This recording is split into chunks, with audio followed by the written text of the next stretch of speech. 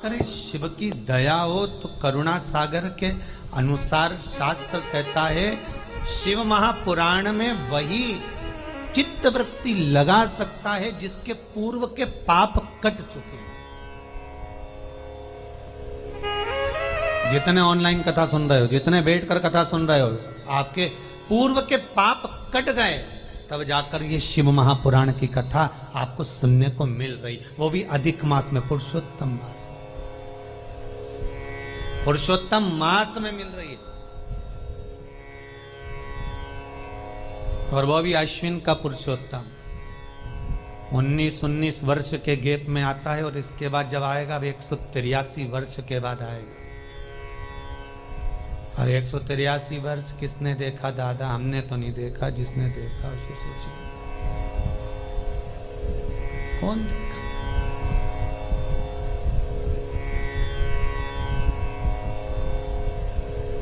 यहां तो पल भर का ठिकाना नहीं, एक पल का ठिकाना।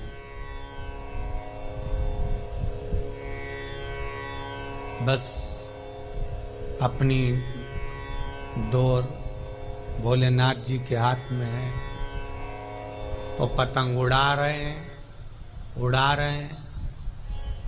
कब यमराज की पतंग उधर से आ गई और अगर काट के चली गई, वो तो डोर अगर मजबूत है तो फिर भी पेंच लड़ा सकते हो, पर अगर डोर ही कमजोर हुई तो दादा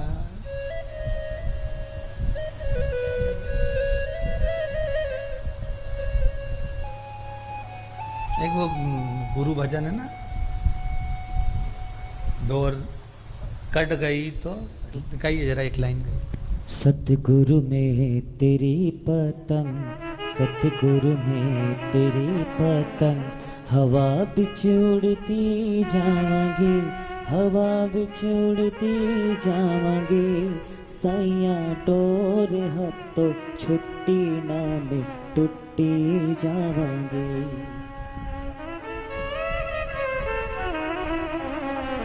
भगवान से कहते देना छोड़ना नहीं।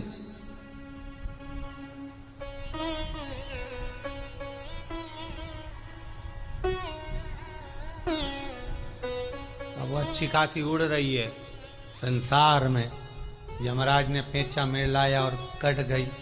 कटने के बाद ये पतंग अब ये कट तो गई, अब कहाँ गिरे, बैकुंठ में कि नरक में, पता नहीं कहाँ जाए। पर एक चीज और है, ये कहीं गिरने से पहले अगर किसी ने लूट ली तो ये भी एक चीज है। कोई सतगुरु, कोई संत, कोई महात्मा, कोई जोगी, कोई सन्यासी, कोई तपस्वी, कोई साधक, कोई उपासक, कोई भगत इसको लूट ले वापिस, कट गई तो भी पकड़ ली उसने, फिर क्या होगा?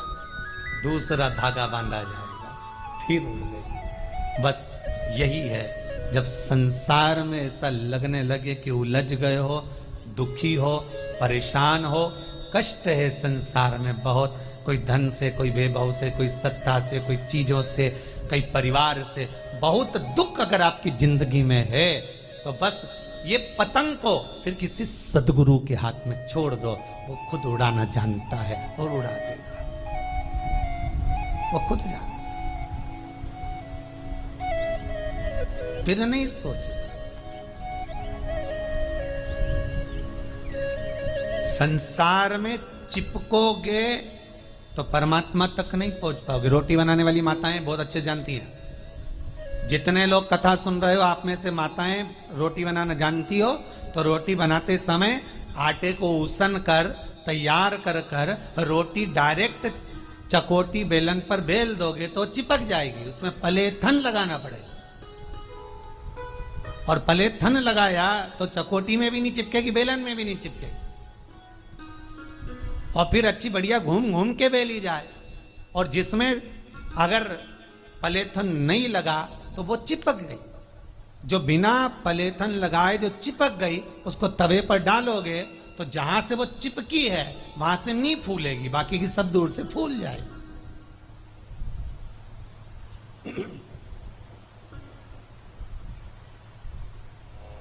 पलेथन लगाया लोई में तो चिपकी नहीं है। चकोटी मतलब ये संसार, बेलन मतलब परिवार। जब परिवार रूपी बेलन से बेले जाओगे, अगर भगवान की कथा का, शिव महापुराण का पलेथन लगा हुआ है तो फिर संसार में चिपक नहीं पाओगे, ये पक्का है, चिपकोगे नहीं।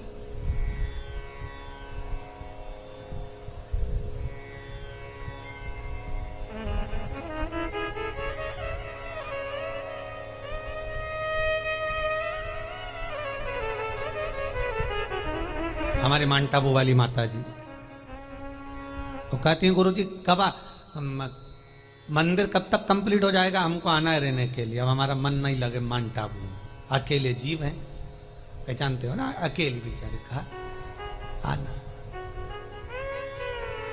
अब सब छोड़ दूं, बस सत्संग में मन लगाना है, जितनी उम्र बची है वो शंकर को देना है, वहीं की वहीं शंकर को एक लोटा पानी चढ़ाएंगे, बेलपत्र चढ़ाएंगे, समी पत्र चढ़ाएंगे, खूब आराम से अपनी जिंदगी भगवत भजन कर कर निकालेंगे। क्या करना है, हो गया जी।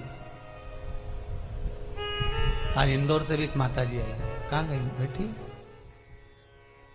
कहीं क्या आई है, वो भी कह रहे थे, गुरुजी हम 5 महीने हम भी सत्संग में रमना चाहते हैं, हमें बस सब परिवार सब कुछ है, सब है, पर बस छोड़ते हुए भगवत भजन की ओर रमना, यही स्नेह है भगवान का। एक ये बैठे नागौरी जी, ग्वालियर में खूब कामकाज है जोरदार, खूब दुकान धंधा पानी बेहतरीन चकाचक, खूब एसी के रूम ने डल्लब के गद्दे ने ढेर पकवान सब है ग्वालियर में, पर फिर भी बस अब रहना है भगवत भजन, क्या करना है।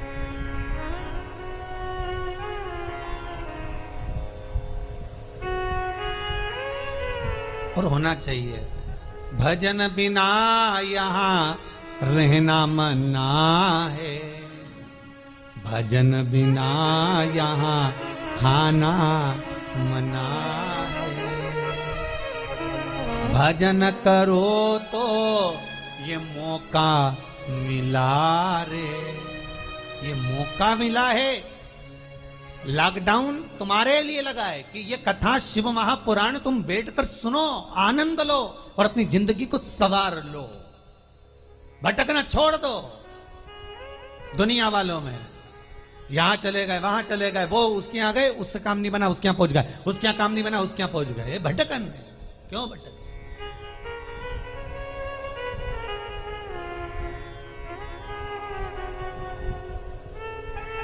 भगवान ब्रह्मदेव से भगवान विष्णु ने कहा, ना तो ब्रह्माणी कथा सुन सकती है, ना लक्ष्मी सुन सकती है, ना इंद्राणी सुनेगी, ये नहीं सुन सकती, इनके बस का नहीं है कथा सुनना, जहां पर अभिमत्ता हो वहां कथा नहीं पहुंच सकती, जहां पर अहंकार हो वहां कथा का रसतत्व नहीं हो सकता, छोड़ो इनको। फिर क्या करा जाए, ये लक्ष्मी और सरस्वती इन दोनों का भाग्य कैसे चेतेगा,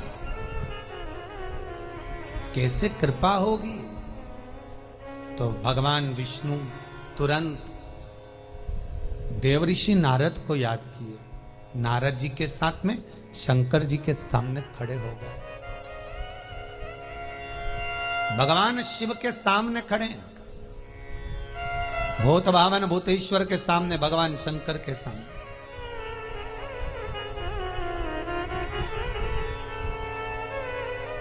निवेदन करा हाथ जोड़कर, भोलेनाथ कृपा करिए, हर हर महादेव। शिव जी बोले कैसे आना हुआ, भगवान नारायण पधारे हो, ब्रह्मा भी साथ में, देवऋषि नारद भी आए, क्या चाहिए। बस बात इतनी सी है कि ये लक्ष्मी ब्रह्माणी इंद्राणी 33 कोटि देवताओं की जो धर्म पत्नियां हैं, इनका अभिमान समाप्त हो जाए, इनकी अभिमत्ता चली जाए और ये कथा रस तत्व में लग जाए, कथा रस तत्व में समाहित हो जाए।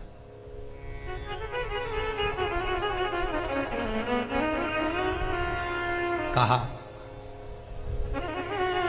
यदि ये सत्संग करे, सुंदर बात है, राम जी शबरी के दरवाजे पर जाकर सबसे पहला संबोधन 9 भक्ति में से एक भक्ति कही थी। प्रथम भक्ति संतन कर संगा, दूसरी रति मम कथा प्रसंगा। सबसे पहला क्रम है सत्संग। तो सत्संग किसके साथ करना है? कोई अच्छा गुरु मिल जाए, कोई गुरु भी ना मिले तो कोई अच्छा शिष्य मिल जाए।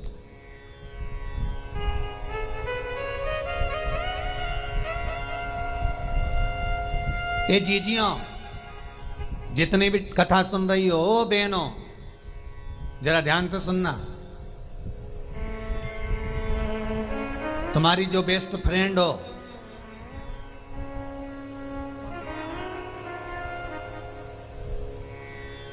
है, हाँ, जो तुम्हारी बेस्ट फ्रेंड हो,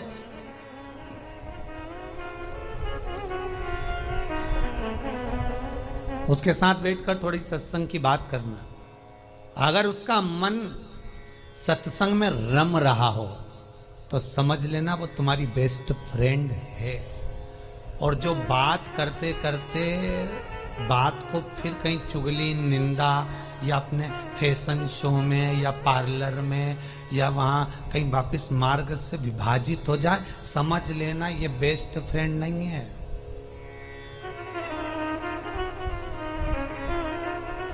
फिर ये बेस्ट नहीं, ये बेफालतू की फ्रेंड है, बेस्ट नहीं।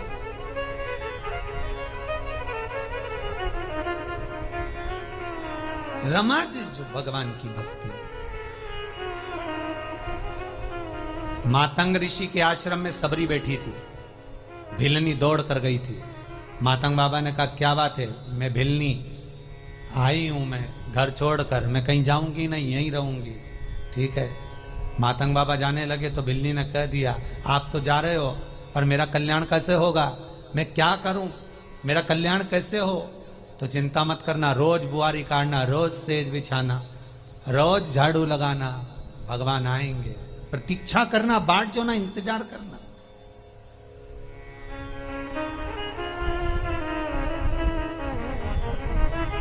और विश्वास रखकर अगर तुम भगवान को बुलाओगे तो भगवान आएगा, कैसे नहीं आएगा? पर विश्वास पूर्ण होना चाहिए। विश्वास होगा तो भगवान है। एक पति पत्नी नाव में घूम रहे थे, नाव के मैनेजर ने अनाउंस कर दिया, जहाज वाले ने, अरे भैया सुनामी ले रहे हैं, आ रही हैं, डूबने वाला है, भागो। सब ट्यूब पकड़ कर भागे, सारे के सारे जाने लगे, भगने लगे, नाव पकड़ पकड़ कर। एक पति ऊपर सुनामी लहरों का आनंद ले रहा था, नीचे पत्नी ऊपर जाकर बोली सुनो जहाज डूबने वाला है, सब अपने अपने पत्नी बच्चों को बचा रहे हैं, जल्दी मुझे भी बचाओ, चलो भाग चले। पति तो लहरों का आनंद ले रहा था, कुछ बोला ही नहीं। पत्नी नीचे गई, फिर ऊपर आई, सब भाग रहे हैं, जल्दी मुझे बचाओ, सब मर जाएंगे अपन, जल्दी चलो, सब भाग रहे हैं, अब मैं भी जाऊं, चलो। पति लहरों का आनंद ले रहा था। पत्नी को गुस्सा आया, मैं जानती हूं तुम तो मुझे मरा हुआ देखना चाहते हो, जिससे तुम दूसरी शादी कर लो। मैं मर जाऊंगी ना तब मालूम पड़ेगा। पति को गुस्सा आया, उसने जेब में से बंदूक निकाली, पत्नी के सिर पे रख दी, ले मरो मरो करती, मैं तुझे अब भी मार डालता हूं, 1 मिनट नहीं लगेगा, अब भी मार रहा। और खटका दबाने ही वाला था, इतने में पत्नी हंसने लगी। पति पूछा काहे को हंस रही है, हंस क्यों रही है? पत्नी बोली मैं जानती हूं तुम मेरे पति हो, तुम मुझे मार नहीं सकते। पति बोला वाह, सिर पर बंदूक रखी है और कह रही कि तुम मेरे पति हो, तुम मुझे मार नहीं सकते। पति कहता है जितना विश्वास तुझे अपने पति पर है कि पति मार नहीं सकता, उतना विश्वास मुझे मेरे महादेव पर है कि वो डूबने नहीं दे सकता। ये विश्वास पूर्ण होना चाहिए, ये भरोसा प्रबल होना चाहिए। मानो तो गंगा मां हूं, ना मानो तो बहता पानी। अगर शिव पुराण को विश्वास मानकर सुनोगे कि बाबा ने बताया ये चीज करना है तो वो होगा, विश्वास नहीं तो गए, कौन करे?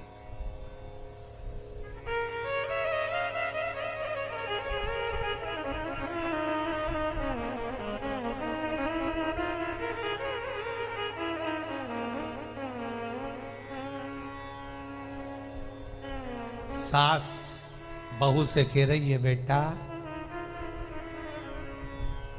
अभी तेरी तबीयत खराब रहती है, जापे का समय है, थोड़ा घर में हिल भुल के काम कर लिया कर। काम करेगी तो ऑपरेशन से बच्चा नहीं होगा, अच्छा इस नॉर्मल डिलीवरी हो। बहू कमरे में गई, अपने पति से कह दी, देख लो तुम्हारी अम्मा को, हमारी तो तबीयत खराब, ऊपर से डोकरी को काम की पड़ी। ठीक है। अब सास ने ये बात कही, उसके बाद में सास ने नहीं बोला। फिर मायके से मां आ गई, बहू की मां। उसने कहा बेटा थोड़ा काम करा कर तो थोड़ा अच्छा रहेगा, तेरे को बहुत लाभ मिलेगा, ये होगा वो होगा। फिर बहू काम पे लग गई, झाड़ू भी लगा रही, पोछा भी लगा रही, क्योंकि सास कह रही थी तो बुरा लग रहा था, मां ने कह दिया अच्छा लग रहा। अरे ओ गांधारी की बहनों, विचार करो, सोचो, 1000 बार अपनी बुद्धि पर, विवेक पर विचार करना कि दुनिया में कोई किसी का बुरा नहीं करता। बुरा केवल एक समय होता है जो हमको अपने आप में बुरा बना देता है।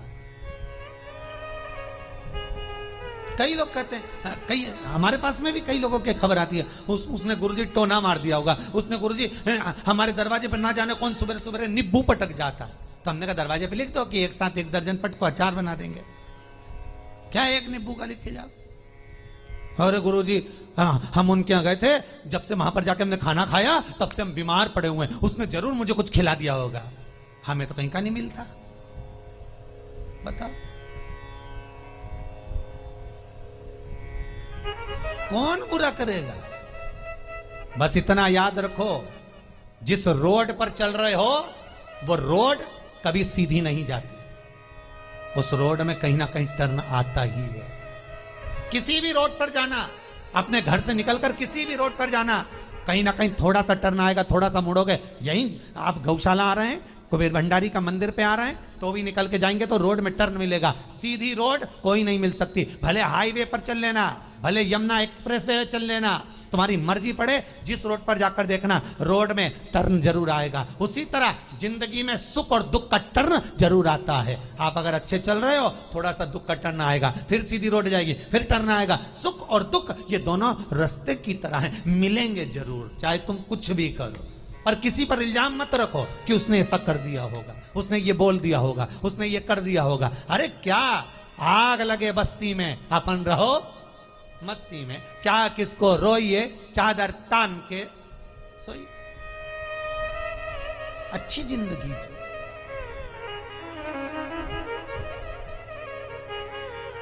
गुमशुदा तलाश केंद्र की तरह ऐसे बैठे रे भगवान। भगवान भी बोले काय को कथा में आ गई री, घर पे टीवी देख ले तू तो जा, क्यों बैठी। कई लोग कथा में आकर बैठते तो ऐसे बैठते जैसे इनको मार ठोक के बिठाया, हिल मत जाना, बिल्कुल।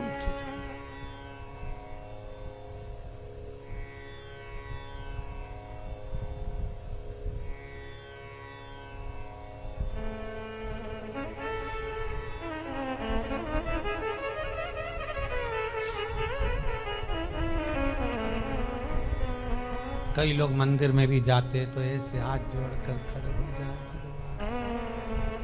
भगवान ऐसा मुंह बना के भगवान के भगवान भी रुक्मणी राधा जी से के इसको घर भेज दे, अच्छा। मंदिर के अंदर भी जाओ ना भगवान से मिलने, होठों पर लाली हो, मुख में नागर पान, गले में सुंदर माला, सुंदर वस्त्र, खूब तेल कंगा पाटा पाटी बांध के फिर भगवान के सामने जाओ। कितना भी दुख हो भगवान के सामने प्रसन्न दिखना, भगवान भी कह देगा इतना दुख होने के बाद भी इतनी प्रसन्न है, जा ऐसी ही प्रसन्न बनी रहे। दुख कट गया, दुख कट गया। और जो भगवान के सामने गया, दिया बत्ती, भगवान भगवान के काहे को आ गई लीलाबाई, प्रसन्न नहीं।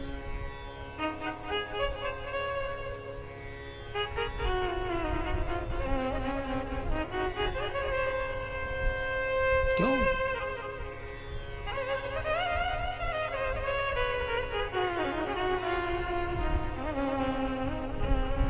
कुछ नहीं बिगड़ा, अभी भी समय बाकी है।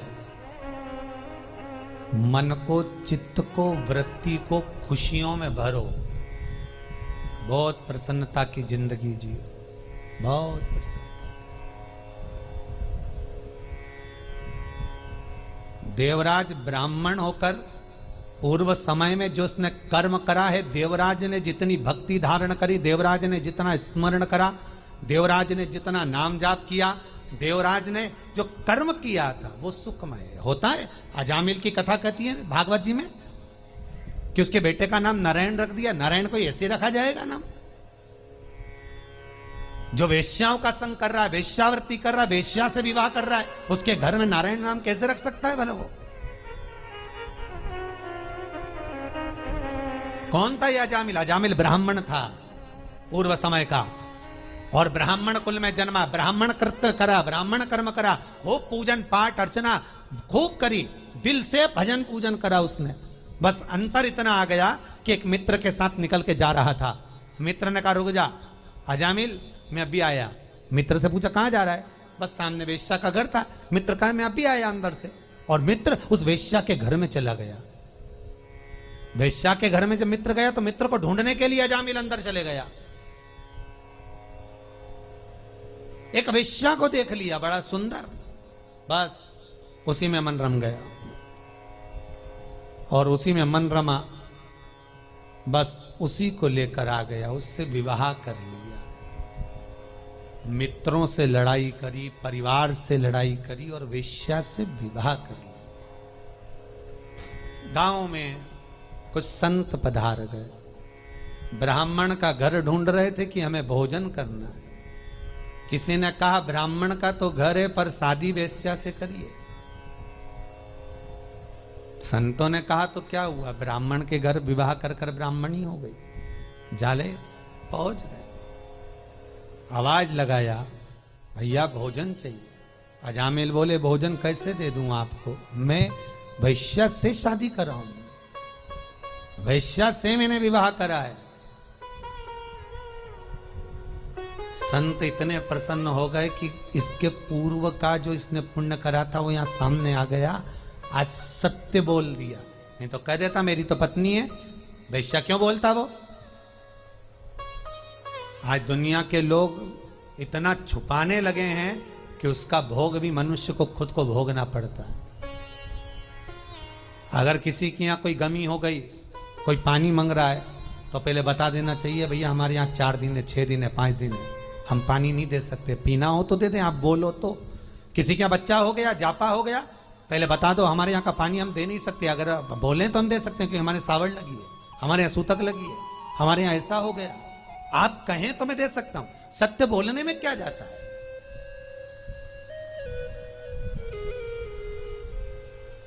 पर नहीं, अजामिल ने सत्य बोल दिया। संतों ने भोजन करना चाहा, अजामिल बोले भोजन तो करा दूंगा बामन संतों, पर देने के लिए दक्षिणा नहीं है कि नहीं चाहिए। पक्का पक्का कराया भोजन। जब भोजन पूरा हो गया तो संतों ने कहा दक्षिणा दो। अजामिल बोला मैंने पहले ही बोला था कि मेरे पास देने के लिए कुछ नहीं। जब मेरे पास देने के लिए कुछ नहीं है तो मैं कैसे दे सकता हूं, मैं कुछ नहीं दे सकता। अजामिल हमें तुमसे धन नहीं चाहिए तो क्या चाहिए, तुम्हारी पत्नी गर्भ से है, हाँ बस हमें वचन दे दो दक्षिणा में कि तुम्हारा जो पुत्र होगा उसका नाम तुम नारायण रखोगे। अजामिल ने सोचा कुछ भी नाम रख दिया, नारायण रख देंगे, हमारा क्या जा रहा है, बस उतने में तो काम हो गया। ये पूर्व समय का जो पुण्य था, अजामिल ने जो पूर्व समय में भजन कीर्तन दान करा था उसका पुण्य सामने आ गया और बेटे का नाम नारायण हो गया। ये कहीं हमारा सत्कर्म, हमारा पुण्य सामने आता है तब जाकर ये शिव महापुराण की कथा हमें सुनने को मिल पाती है। ये पुण्य सामने आया, ये पुण्य सम्मुख आया, तब मिला।